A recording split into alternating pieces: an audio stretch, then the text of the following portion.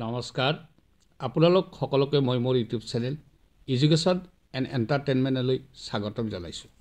অহা ফেব্ৰুৱাৰী মাহত অনুষ্ঠিত হ'ব লগা পঞ্চায়ত নিৰ্বাচন সম্পৰ্কত গুৱাহাটী উচ্চ ন্যায়ালয়ৰ এক ৰায়ে নিৰ্বাচন অনুষ্ঠিত কৰাৰ ক্ষেত্ৰত এক অনিশ্চয়তাৰ সৃষ্টি কৰিছে। এই বাতৰিটোকে এটি ভিডিঅ'ৰ যোগেদি আপোনালোকক জনাবলৈ ওলাইছোঁ। ভিডিঅ'টো ভাল লাগিলে এটা লাইক কৰিব আৰু আপুনি যদি মোৰ এই চেনেলটোলৈ নতুনকৈ আহিছে তেনেহ'লে অনুগ্ৰহ কৰি চেনেলটো ছাবস্ক্ৰাইব কৰি থ'ব। উল্লেখযোগ্য যে অসম চৰকাৰৰ পঞ্চায়ত আৰু গ্ৰামোন্নয়ন বিভাগে যোৱা ৩ আগষ্টত পঞ্চায়তৰ এলেকাসমূহ পুনৰ নিৰ্ধাৰণ সম্পৰ্কত এক SOP প্ৰকাশ কৰিছিল আৰু সেইমতে এক খচৰাও প্ৰকাশ পায়।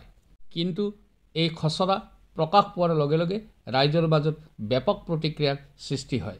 ৰাইজৰ অভিযোগ মতে জনসংখ্যা ভিত্তিত পঞ্চায়তসমূহ ৩টা শাখাত ভাগ কৰিব লাগে যদিও পঞ্চায়ত আৰু গ্ৰামোন্নয়ন বিভাগে কোনো জিলাত অতি বেছি জনসংখ্যা লোকক একেটা পঞ্চায়তৰ অন্তৰ্ভুক্ত কৰাৰ বিপৰীতে কৰবাত কম জনসংখ্যাৰ লোকক একোটা পঞ্চায়তত অন্তৰ্ভুক্ত কৰি সমষ্টি পুনৰ নিৰ্ধাৰণৰ তালিকা প্ৰকাশ কৰিছে।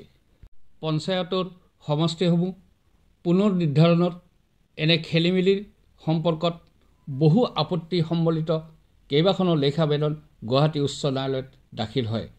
জনগাঁথনিকে ধৰি দূৰত্ব আদি বিষয়সমূহৰ ওপৰত গুৰুত্ব প্ৰদান নকৰি পঞ্চায়তৰ সমষ্টিসমূহ পুনৰ নিৰ্ধাৰণ কৰা পদক্ষেপে পঞ্চায়তৰ সমষ্টিসমূহৰ উন্নয়নত ব্যাপক প্ৰভাৱ পেলাব বুলি সন্দেহ প্ৰকাশ কৰি এই লেখ আবেদনসমূহ ন্যায়ালয়ত দাখিল কৰা হৈছিল। গুৱাহাটী উচ্চ ন্যায়ালয়ে এই আবেদনসমূহ চালি জাৰি চাই যোৱা 17 ডিচেম্বৰত এক নিৰ্দেশ জাৰি কৰে। গুৱাহাটী উচ্চ ন্যায়ালয়ৰ ন্যায়াধীশ সৌমিত্ৰ শইকীয়াৰ এজনীয়া বিচাৰপীঠে জাৰি কৰা এই নিৰ্দেশনাৰ জৰিয়তে অহা 9 জানুৱাৰীত হ'ব লগা পৰৱৰ্তী শুনানি নোহোৱা পৰ্যন্ত পঞ্চায়ত নিৰ্বাচনৰ অধিসূচনা জাৰি কৰাৰ ক্ষেত্ৰত ৰাজ্যিক নিৰ্বাচনী আয়োগক বাধা প্ৰদান কৰিছে।